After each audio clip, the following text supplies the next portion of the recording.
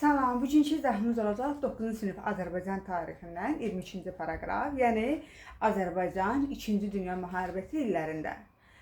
Bildiyimiz kimi sentyabrın 1-i 1939-cu ildə Almaniyanın Polşaya hücumu ilə 2-ci Dünya müharibəsi başladı.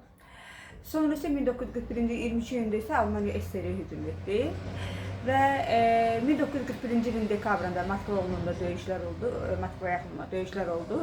Burada artıq Alman ordusunun yanacaq ehtiyatı tükənir və Hitler də düşünür ki, yəni Hitlerin fikrincə Qafqazın neft mərkəzinin tutulması artıq Sovet İttifaqı üzərində qələbədə mühüm rol oynayacaq. Və Alman rəhbərliyi Edelweiss planı hazırlanmışdı. Burada əsas məqsəd o idi ki, Qafqazın neftini ələ keçirmək idi və elə burada da Stalingrad döyüşündə neft uğrunda ən böyük döyüşüdür bu. Və Azərbaycan SSR-də eyni zamanda milli hərbi hissələr yaradılmışdı. Məsələn 223, 271, 402, 416 diviziyaları.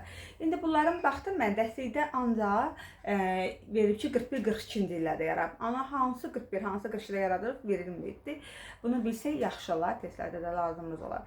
Baxın 223 var, bir də 271 var. Təbii ki 223 əvvəl yaranacaq, sonra da 271 yaranacaq da. Deməli 1941-ci ildə 223 yaranır, 42-ci ildə isə 271. Sonra 402 var, 416 var. Bunu da məntiqinə fikirləşək. Birinci 402-ci ildə yaranır. Yəni 1941-ci ildə. 1942-ci ildə isə 416-cı ildə yaranır. Bu da belə. Bir də 77-ci diviziya var, amma bu yenidən təşkil olunmuş. Yəni var idi bu diviziya. O səhv eləmirəmsə 1938-ci ildə yaradılmışdı. Əvvəlki dəstəklərdə var idi. Bu yenidən təşkil edilir. Sonra deməli ön cəbhədən danışaq. Bu 77-ci diviziyanın elə döyüş yolu Şimali Qafqazdan başlanmışdı. Bu da Simferopol diviziyası adlanırdı.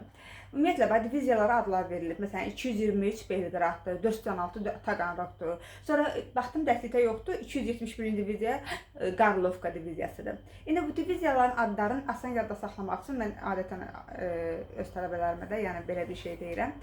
Baxın, 77 diviziya Simferopoldur, eləmi? 7 not vardı, simfoniya, musiqi. 7 not simfoniya. Simferopol deməli 77-ci diviziya. Bunu bir yerdə saxlayaq.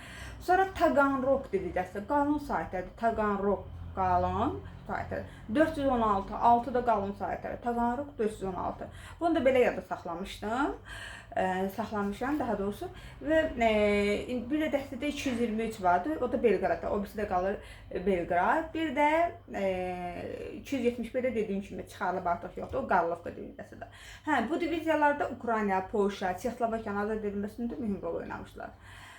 Sonra ilk dəfə Sovet İttifaqı qəhrəmanı adını almışdır İsrafil Məmmədov. Nəyə görə? Novqorodun Pustinka kəndində etdiyi igidliyinə görə almışdır. Həzrətxanov da birinci dəfə Stalingrad yolunda döyüşlərdə igidliyinə görə 1942-ci ildə alır Sovet İttifaqı qəhrəmanı adını. 1944-cü ildə isə Belarusiyanın azad edilməsində göstərdiyi igidliyinə görə təqdim olunur. Amma bu ona çox keçmiş 1991-ci ildə verilmişdir bu ad. Yəni ölümündən sonra verilmişdir ona. Sonra deməli 1942-ci ildə Şimali Qafqazda döyüşlərdə Qafur Məmmədov, yəni Sovet İttifaqı qəhrəmanı adına görülmüşdür. Əslində qalsa o Tuapse yaxınlığında döyüşdə göstərdiyi igidliyinə görə, amma indi yeni dəstəkdə artıq onu yazmırlar. Tuapse uğrunda göstərdiyi igidliyə görə o Sovet İttifaqı qəhrəmanı adını aldı.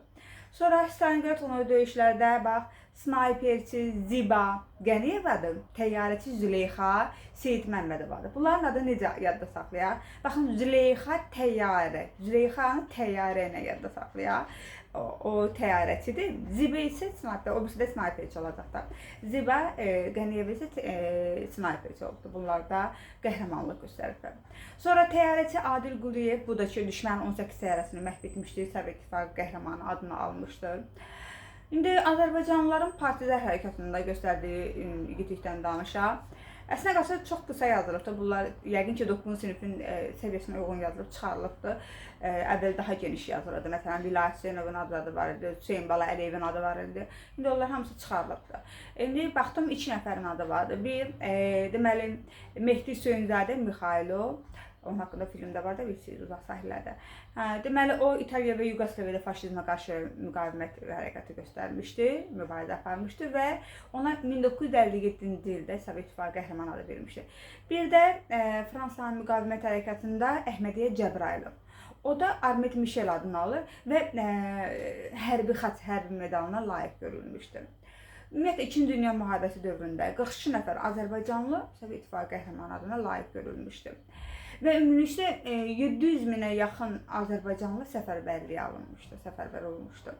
İndi iqtisadiyyata təsiri, müharibənin ümumilikdə iqtisadiyyata təsirindən danışaq.